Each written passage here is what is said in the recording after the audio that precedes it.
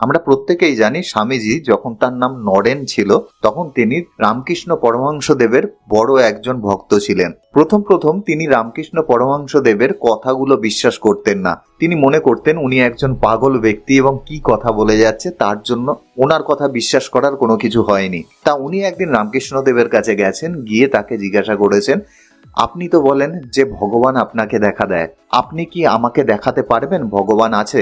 রামকৃষ্ণ পরমহংস বললেন, হ্যাঁ নিশ্চয়ই দেখাতে পারবো, কিন্তু তাকে তো আগে ডাকতে হবে, ডাকতে জানতে হবে। যদি আমরা পুরো মন থেকে তাকে না ডাকি তাহলে কিন্তু আমাদের তাকে পাওয়া সম্ভব নয়। কিন্তু নরেন ছাড়ার পাত্র ছিল না। সে বারবার করে রামকৃষ্ণদেবের কাছে একই কথাই জিজ্ঞাসা করে যাচ্ছিল যে আমার পক্ষে কিভাবে সম্ভব ভগবানকে দর্শন করা।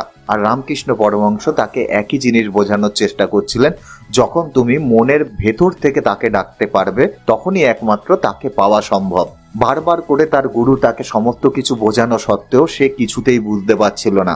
স্বাভাবিক ব্যাপার, কেননা সে বয়সে তখন অনেকটাই ছোট ছিল। তা সে কিছুতেই বুঝতে পারছে না দেখে রামকৃষ্ণ পরমহংস তাকে নিয়ে চলে গেল নদীর ধারে।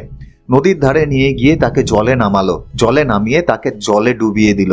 সে যখনই চেষ্টা করছিল তার মাথা উপরের দিকে তোলার, তখনই কিন্তু তার মাথা আবার জলের মধ্যে ঢুকিয়ে দেওয়া হচ্ছিল।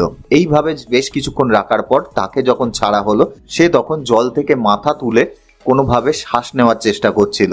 যখন তিনি সুস্থ হলেন তখন রামকৃষ্ণ পরমহংস তাকে জিজ্ঞাসা করলেন, তুমি যখন জলের নিচে ছিলে তখন তুমি কি চাইছিলে? তখন স্বামীজি তাকে বললেন, শুধুমাত্র বাতাস চাইছিলাম। তখন রামকৃষ্ণদেব তাকে বললেন যে তুমি কি তখন বাতাস ছাড়া অন্য কিছু চাইছিলে? নরেন বলল, না, আমি তো আর কিছুই চাইছিলাম না, শুধুমাত্র একটু বাতাস চাইছিলাম যাতে আমি বাঁচতে পারি। বলল, তুমি যদি এইভাবেই ভগবানকে ডাকতে পারো তাহলেই কিন্তু একমাত্র ভগবানকে পাওয়া সম্ভব। তা বন্ধুরা, আমাদের বাস্তব জীবনেও আমরা কিন্তু দেখি আমরা অনেক কিছুই চাই, আমাদের লাইফে বড় গাড়ি হোক, বড় বাড়ি হোক, কিন্তু সেই জিনিসগুলো আমরা পাই না, কেননা আমরা সাফল্য সেইভাবে পাই না। এবং তার একটা বড় কারণ থাকে, আমরা যেই জিনিসটাকে চাইছি সেটা আমাদের মনের অন্তর থেকে চাইছি না। আমরা খালি আরেকজনকে দেখে মনের ওপর থেকেই চাইছি যে সেই জিনিসটা জানি আমার হয়, কিন্তু সেই জিনিসটা আমার হওয়ার জন্য যেই কাজগুলো করা প্রয়োজন সেই কাজগুলো আমরা সেইভাবে করছি না। আমরা যদি সমস্ত শক্তি দিয়ে আমাদের সেই কাজটি করতে পারি তাহলেই কিন্তু আমরা আমাদের লক্ষ্যের দিকে পৌঁছতে পারবো।